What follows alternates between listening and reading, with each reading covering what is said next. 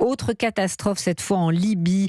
Catastrophe qui a fait 3800 morts et des milliers de disparus. Difficile ce soir de connaître le bilan précis de ces inondations qui ont ravagé la ville côtière de Derna, dans l'est du pays.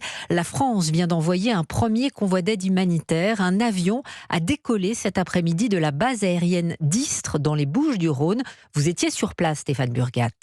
Il y a à son bord une cinquantaine d'hommes, des sapeurs-pompiers, des sauveteurs, 21 tonnes de matériel, dont un hôpital mobile, paré à toutes les situations, selon Julien Marion, le directeur général de la sécurité civile. Il a une autonomie de 15 jours sur une surface de 1000 m², des lits, des blocs opératoires, des salles de repos et des salles de consultation qui permettent de traiter les populations en fonction de leur pathologie. C'est ça qui est très important. Des médecins qui seront chargés de faire de la médecine générale, des chirurgiens qui pourront opérer, des sages-femmes, l'idée étant de traiter le maximum de personnes possibles. Voilà, l'avion atterrira ce soir au nord-est de Benghazi, mais la grande difficulté est que ces spécialistes d'intervention dans le cadre de catastrophes naturelles vont devoir faire face à une situation qui est encore confuse sur place, selon le colonel de Balanda de l'unité d'intervention numéro 7 de la sécurité civile.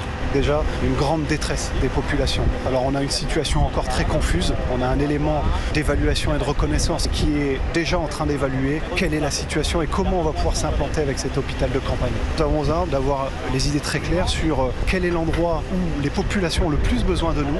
Et au total, 2 convois sont attendus sur place sous 24 heures, avec à chaque fois à bord une unité de parachutistes chargée d'assurer la sécurité des sauveteurs et du matériel. Stéphane Burgat à Istres pour Europe 1. L'Union européenne annonce pour sa part l'envoi d'aide de l'Allemagne, de la Roumanie et de la Finlande.